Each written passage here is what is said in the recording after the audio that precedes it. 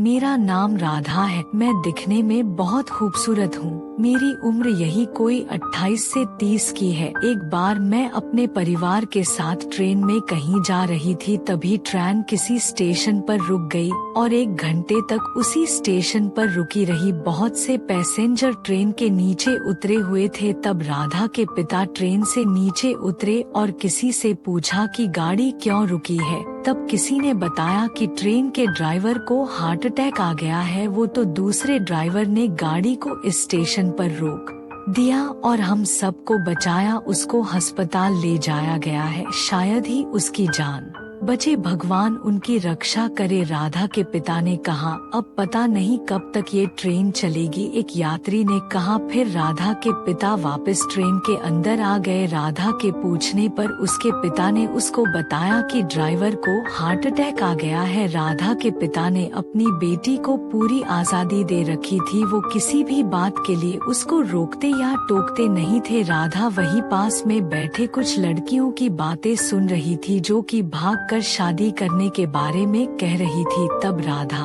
उनके पास चली गई। राधा ने उनमें से एक लड़की को पूछा, मैंने सुना कि तुम भाग कर शादी करना चाहती हो। तब एक लड़की जिसका नाम उषा था बोली, तुमको इससे क्या लेना देना। तब राधा बोली, यार ट्रेन में वैसे भी सफर नहीं कट रहा था और अब तो पता नहीं कब तक ट्रेन चलेगी। तुम्हारी बातों से लगा कि तुम्हारी लव स्टोरी सुनूंगी, लेकिन नहीं बताना चाहती तो मत बताओ। वही साथ के कोच में एक लड़का जिसका नाम शिवम था, वो ये सब बातें सुन रहा था। वो भी वहाँ आ गया और बोला, मुझे भी तुम्हारी लव स्टोरी सुननी है, मुझे भी सुनाओ। अब ये कौन है? उषा बोली, शिवम ने कहा, मैं शिवम। और आपका नाम? वो राधा की तरफ देखकर बोला।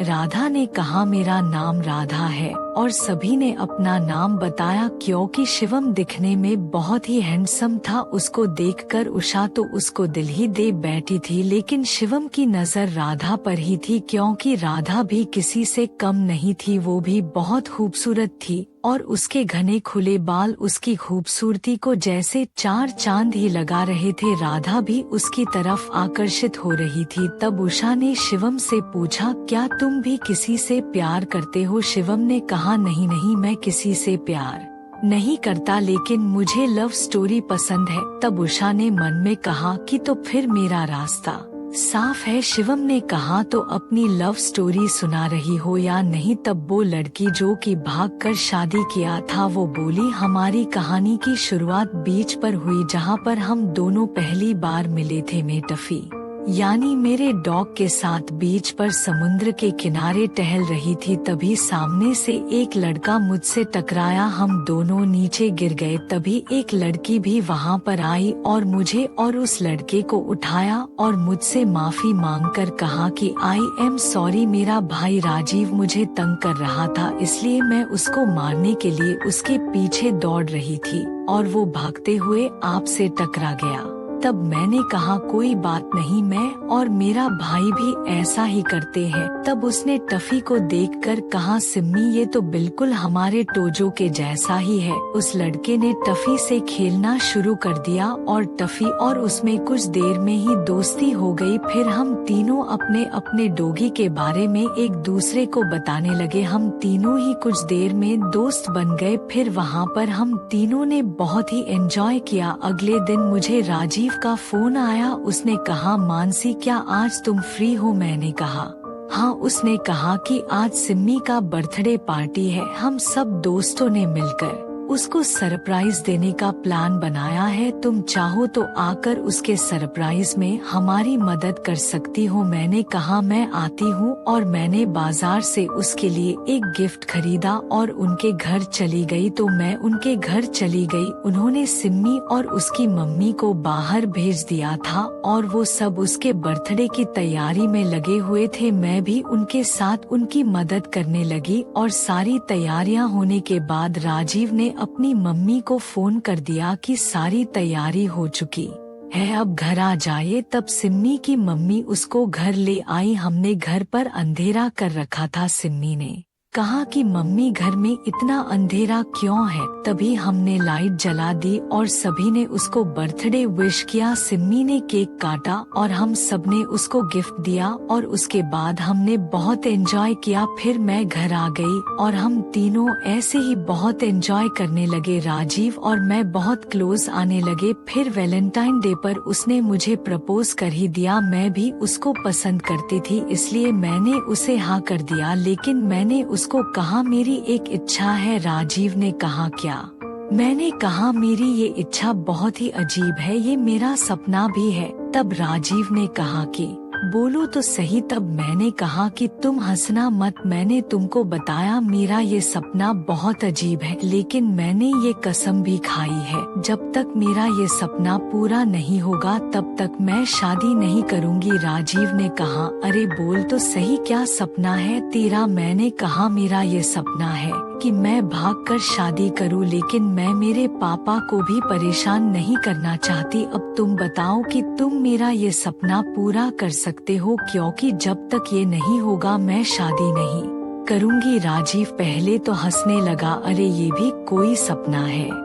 मैंने कहा मेरा तो यही सपना है, पूरा करना है तो बोलो। तब राजीव बोला कि मैं मेरे मम्मी पापा को तकलीफ देकर कोई काम नहीं करूँगा, लेकिन सोचता हूँ इसके बारे में। तब राजीव वहाँ से घर वापस आ गया और अपने माता पिता को इस बारे में बताया। तब उसके पिता ने राजीव को बताया कि इस बारे में तुम उसके पिता से बात करो। उसके बाद 2 दिन बाद राजीव ने मुझे बुलाया और मुझे बताया कि वो मेरे साथ भागकर शादी करने को तैयार है। तब मैं बहुत ही एक्साइटेड हो गई थी। तब उसने मुझे बताया कि कल हम दोनों भागकर शादी करेंगे। मैं घर पर गई और भागने की तैयारी करने लगी, लेकिन मुझे मेरे पिता की टेंशन हो रही थी, लेकिन उसका भी उपाय राजीव ने मुझे बता दिया था। अगले दिन राजीव बाइक लेकर मेरे घर के सामने आया और 2 बार बाइक का हॉर्न बजाया। मैं घर से बाहर आई और उसके साथ सीधा कोर्ट में गई और हम दोनों ने कोर्ट मैरिज कर ली। कोर्ट से बाहर आते ही मैं बहुत खुश हुई। फाइनली मैंने घर से भागकर शादी कर ली थी। अब इसके बाद मुझे आगे का प्लान फॉलो करना था जो कि मुझे राजीव ने बताया था, लेकिन उससे पहले वो